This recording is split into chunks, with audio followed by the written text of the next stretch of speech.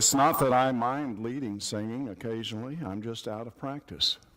Don't do that very much.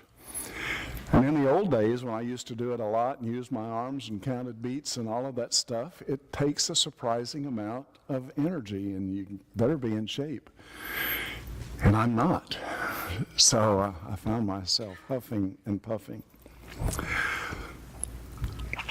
I suppose that most of you who know me very well know that there are some Old Testament books that I really love to read. In no way would I ever discount the pages of what we call the New Testament, that is Matthew through Revelation. Because in the New Testament, we see the fulfillment of that which has been prophesied in the Old. We see coming to fruition, coming to life, the promise of God in the purpose or person of his Son, Jesus Christ. But having said that, there are lots of wonderful things in the Old Testament. One of my favorite books in the Old Testament are the Psalms. And in the Psalms, you find strength for the circumstances of life, whether you're down and discouraged or if you're sad. If you're facing some sort of crisis, I'll promise you there's some psalm that speaks to your need. But another one that is right close in proximity to the book of Psalms is the book of Proverbs. And for the next few weeks, I don't know exactly how long, I want for us to look at some Proverbs, try to learn some lessons and apply them to our lives. A long time ago, and I don't remember how long, it's been in my lifetime, so yeah, it had to have been a long time ago. I'll just say that before Jan Potter says that about me. I remember a set of videos that many churches used, and they were called something like Parables from Nature.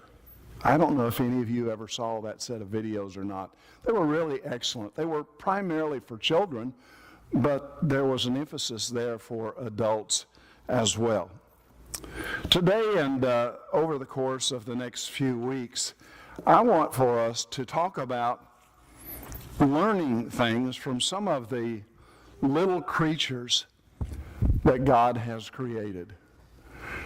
And in Proverbs, we're going to read about things like the ant. Or next week, we'll talk about the hyrax. Now, I know that most of you are familiar with hyrax, and you've seen a lot of them, and you know exactly what I'm talking about. Chances are you don't know what a hyrax is, but we'll talk about it next week, and then you'll know. And actually, you do know. You just call it by another name. This morning, I want for us to look at Proverbs chapter 30 and verse 25, and there we're going to talk about the wisdom of the ant. Now, you think that God created all of the things that are around us, from the trees to the bugs to the gnats that were so annoying the last 10 days or so, at least where we lived. And I think generally all over this area, the gnats were just swarming. They were in your face, they were in your ears, in your eyes, just a terrible annoyance. And then I heard on the news that some parts of our nation, the Mississippi River areas, were bothered by various kinds of flies that just swarmed. And so I guess we were blessed in that it was not that bad. But all of these things, far beyond our ability to understand, have some purpose in God's creation. And for most of us, ants, if we discover them in our house, are an annoyance, and we do everything we can do to get rid of them. We try household remedies. Sometimes they work, sometimes they don't. If we're desperate, we use some kind of poison. But most of the time, when ants appear in our houses, we find them in the kitchen. And they can be difficult to get rid of. In fact, there are some ants that are particularly common to southern states that if you poison them, all they do is move from one location to another. They find another place. And you can keep moving them around, but it's difficult to get rid of them. Well, even the ant serves to provide a lesson for us, and that's what we're going to be looking at today. As a matter of fact, in Proverbs chapter 30 and verse 24, Solomon says, 4 things on earth are very small, yet they are extremely wise. In the next verse it says, ants are little creatures, or creatures of little strength, yet they store up food in the summer. Well, you've all seen ants work, I suspect. As a matter of fact, some of you might be old enough to have at one time in your life owned an ant farm. Are you familiar with ant farms? You used to buy them as a toy kind of thing for Christmas. Corey, did you ever have an ant farm? I know about it. You know about it, okay. You're not old enough, I know. But that was always fascinating to me. Actually, I don't like creepy things, so I never wanted an ant farm. We have been in various locations around the world, and we have watched these tiny little ants carry these unbelievable loads. And according to science, ants carry approximately 50 times their body weight in their jaws. Ant colonies can extend for thousands of miles. Ants have been farming longer than humans. And here's an interesting one. There are approximately 1.5 million ants for every person on the earth. So they're everywhere. Someone once told me that faith is eating a blackberry sandwich with peanut butter on a picnic and not checking to see if the seeds were moving. Ants are everywhere. And in some parts of the country, they are worse than others. When we lived in Louisiana, we had a terrible problem with fire ants. Now, they can be bad here. As a matter of fact, the other night when my son was putting out signs for the estate sale, which we did, he got eaten up by fire ants. In Louisiana, they were bad too, red ants. They were very aggressive, and you could be mowing or weed eating, and the first thing you know, they were all over you. It was almost like something like a weed eater would attract them to you. Well, when I came to the realization that there are actually millions of them out there, it was no consolation to me. I did remember, however, a few years ago, there was kind of a silly Disney movie that came out. It was entitled, Honey, I Shrunk the Kids. Some of you might have seen it. And one of the interesting things in the movie was the fact that these kids who have been shrunk down to a miniature size develop this kind of relationship with an ant. Now, that's not important to today's message, but again, Solomon says, ants are creatures of little strength, yet they store up their food in the summer. That's not the first time, by the way, in Proverbs 30 that Solomon mentions the ant. In Proverbs chapter 6, he says, Go to the ant, you sluggard, consider it and be wise. It has no commander, no overseer or ruler, yet it stores its possessions, its provisions in summer and gathers its food at harvest. It can be said that the ant is the master of preparation. And as much as it endeavors to prepare for the seasons of the year, carrying its unbelievable load, there are some obstacles or roadblocks that it faces. And when we take the lesson from the ant and apply it to our lives, recognizing that we too have a responsibility to prepare for a variety of things in life, there are some lessons that we can learn. And one of those lessons is that there are always roadblocks. There are always obstacles that will try to keep us from getting done what we want to get done. Some have the attitude that too much preparation indicates a lack of faith in God. I don't see it that way. And as a matter of fact, I'm working on a series of sermons, and I've preached through James many times in my career. But I'm working on another series of sermons from the book of James, where James says faith without works is dead. You show me your faith without your works. James says, I'll show you my faith by what I do. Now, the ant does not really operate on the premise of faith, but the ant does face a lot of obstacles.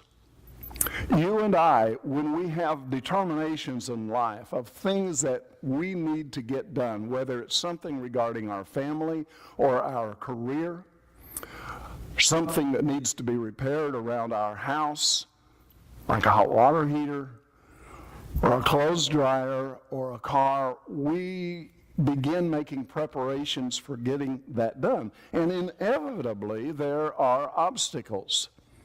In Rosie's case, the obstacle was her husband was gone. But there are ways to get things done in spite of obstacles. Another roadblock is that when you're in the crisis mode, you're always behind and you're always playing catch up. Any of you ever feel that way? Well, I sure do, and Donna does too these past few weeks. It seemed like we were behind from the time we got started and always trying to get caught up.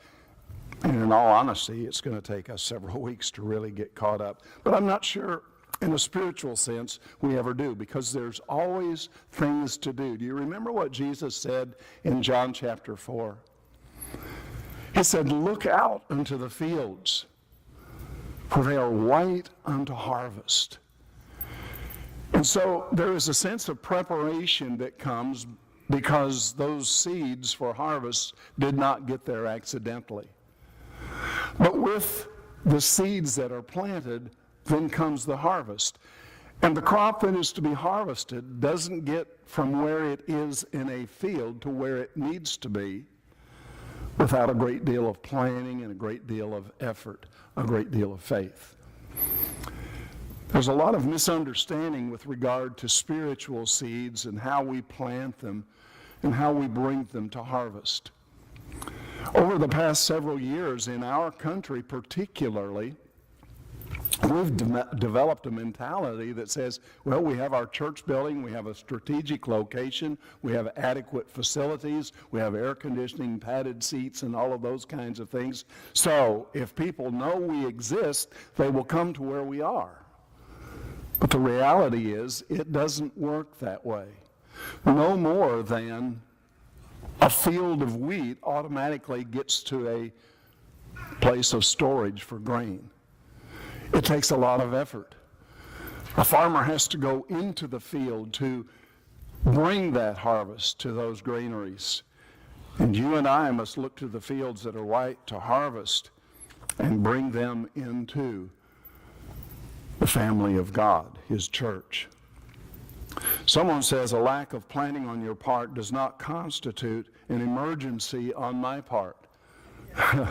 But sometimes we find ourselves perplexed with that statement.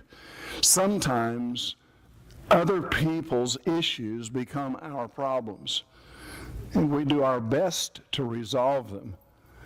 John Maxwell, a former minister on the West Coast, has become actually more of a public speaker and doing all kinds of organizational work with major corporations around the country. I know that some of you have read some of Maxwell's books or seen his videos.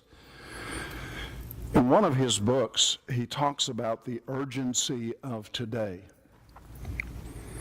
And with regard to the subject at hand, you can't slow the ant down. You can put a log across this trail of ants, guess what? They'll go under it, over it, around it, through it. They'll do whatever they have to do to get from where they are to where their objective goal is. Sometimes with church work, we have lost this sense of urgency, the urgency of today. We need to be more like the ant, recognizing, first of all, there will be obstacles, there will be roadblocks. And it's hard to predict what those roadblocks will be, but we are to be like the ant and not let anything deter us. We'll go over the obstacle, we'll go around the obstacle, we'll go through the obstacle, we'll get more people so that we can move the obstacle out of the way, but somehow or other we're going to achieve the objective that we had in mind to begin with. One of the things that I picked up from Maxwell's book is this quote. He says, start preparing for the future now as much as you can, even while you're scrambling to catch up. And I think that's something worth writing down in your notes. And it has a broad application for life, and it has a particular application for your spiritual journey. Where are you in your spiritual journey? Where are you in your relationship with God? Where are you going? What are your goals? How do you plan to achieve those goals? Another obstacle along the way to the preparation that is necessary for us to achieve our goals is the negative influence of other folks. I don't believe that everybody that we encounter in our lives necessarily intends to negatively influence or to hold us back or deter us from what we're trying to do. But sometimes it happens anyway. I know it happens in churches. I've watched it happen over and over again through the years. Good plans just get pushed aside because someone has said, we can't do that, or we've never done it that way, or we don't have enough people, and you've heard lists like that as well. Another thing that Maxwell says is this: invest at least part of each day in preparing yourself for tomorrow. It's what the ant does. That's why the ant is working so hard. They're planning for their future. They're carrying that, what would seem to us at least, a heavy burden so that preparations can be made for tomorrow. These are not complex or difficult thoughts that we are entertaining this morning. We've somehow embraced a theology that says it's an easy theology. If we just keep on doing what we're doing, we're going to get a different result. But it doesn't work that way. We know that practically in life. If you and I keep on doing spiritually what we have been doing, we're going to get the same result. We've talked about that a couple of times in recent weeks. You also know that a part of that statement is the definition of insanity, doing the same things over and over and over again, expecting a different result. It just does not work that way. Look at the ant. It has no commander, no overseer or ruler, yet it stores its provisions in summer and it gathers its food at harvest. The ant is the master of preparation. Preparation indicates a willingness to do your part in what God has given you to do. God's given to you a task. God's given to you responsibilities in the Christian life. What will you do with them? Preparation is something you need to start doing right away. And that gets back to the urgency. Right now, Donna and I are feeling a little bit of a sense of urgency, and many of you have been helpful. And I'm not talking about moving at this point and all of the things that are involved in moving. I'm talking about a vacation Bible school that is beginning next Sunday evening, 1 week from today. There's a sense of urgency there. We feel like we're playing catch up, and I know that some of you have that same feeling. But we're doing it not because, well, it's our tradition. We always have a vacation Bible school. We're not doing it because, well, there's really no other reason. There's no motive except that we want to have the opportunity to teach little children about Jesus Christ. And our theme is going to deal with days in the life of Jesus. And really, though I didn't intend for it to be a plug for VBS, we still need your help. And there will be a meeting after our service this morning where we can tell you what you can do to help.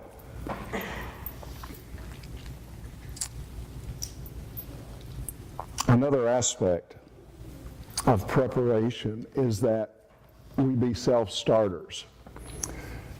In the business community, a lot of times we're looking for people as employees who are being self-starters. In my ministry, when we have employed other ministerial staff, we've always looked for someone who didn't need a tremendous amount of coaching. They had a fundamental knowledge of what needed to be done and how to get to their goals. All of us at different times in our life need coaching, but all of us, especially in church, need to be self-starters and motivated by our faith in Jesus Christ. I'm perplexed, folks, when we who have been Christians for years and years and years and years still actually verbalize the phrase, well, I'm not ready to do that yet. At what point in our spiritual journey do we get ready for more than just sitting and listening to someone else teach a class or someone else preach a sermon or someone else lead? At what point do we begin to do the things that need to be done? And then there's the aspect of really a question. What's this all about? What are we preparing for? I know what the ant's doing. He's preparing for the season to come. What about us? What about you in your individual Christian life? For what are you preparing? Yeah, I guess you could say, in a sense, there's a spiritual winter. In a sense, you could say we need to prepare for the spiritual harvest.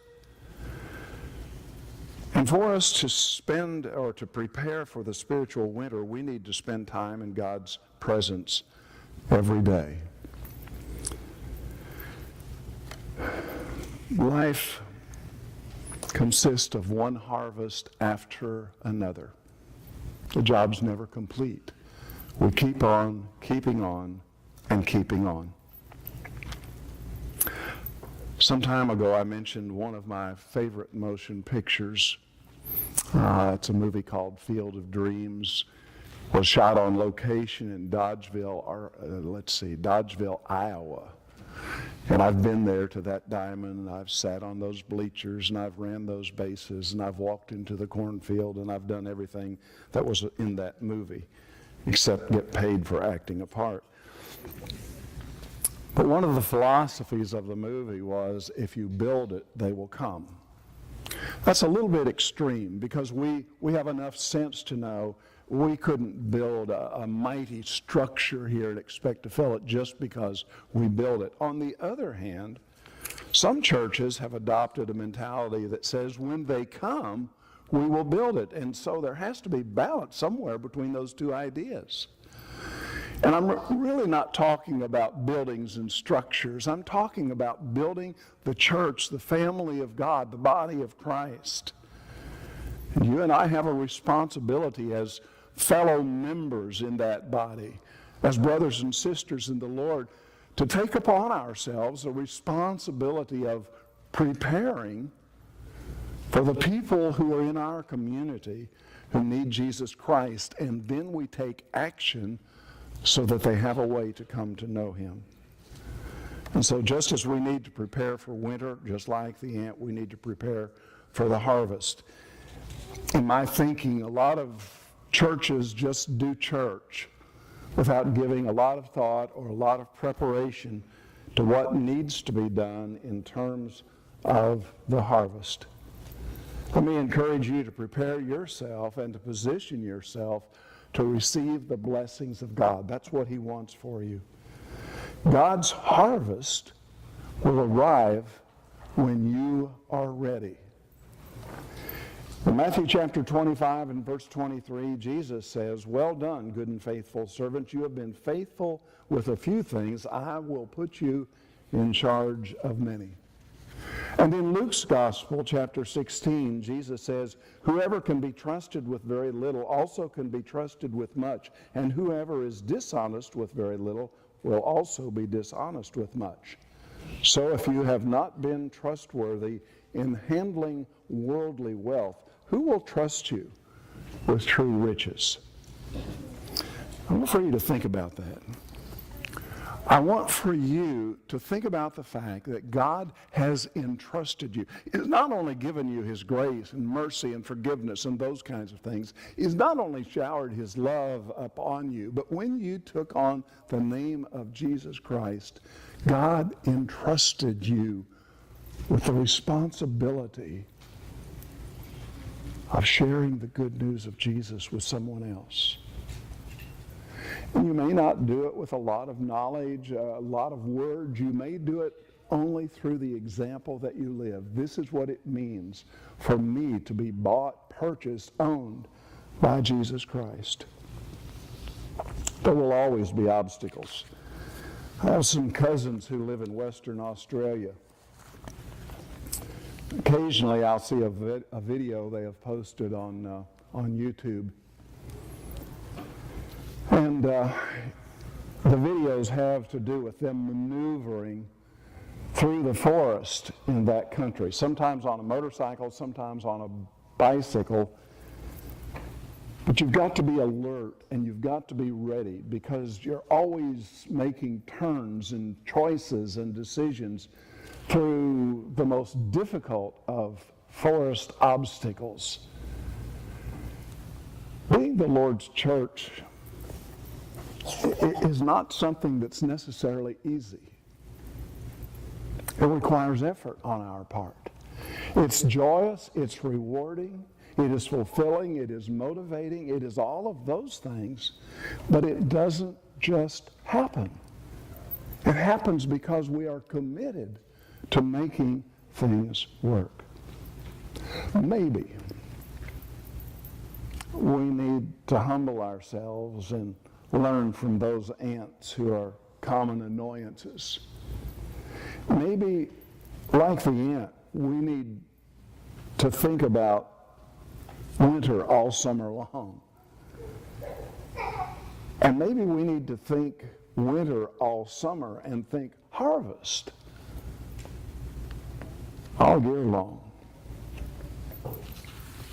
Let me ask you a question. It's a question I'm just going to leave with you today. And the question is a simple one. It's this: what am I doing today that will better prepare me for what lies ahead, spiritually speaking, both winter and harvest? What are you doing? Maybe you need to recommit yourself to God's purpose.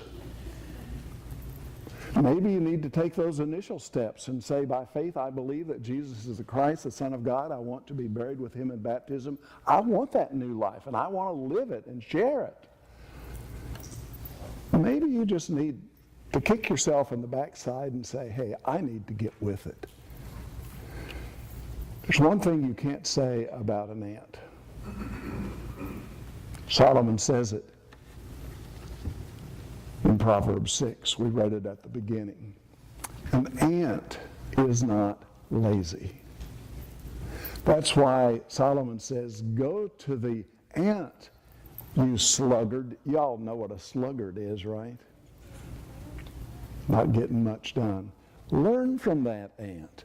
Be industrious. Be filled with purpose. Have an objective in mind. Don't be deterred. Serve and honor God with your life. So again, what are you doing today that will better prepare you for what lies ahead, both winter and harvest? If we can help you with some decision today that relates to your faith in Jesus Christ, we want to do that. We're going to sing a song, a closing song, an invitation song, a hymn of encouragement, whatever you choose to call it. It's one that you know, and it's one I hope that you can sing from your heart, because you've learned already and are applying some of the lessons that we've talked about today. Will you stand with me, please? We're going to sing, "It Is Well With My Soul."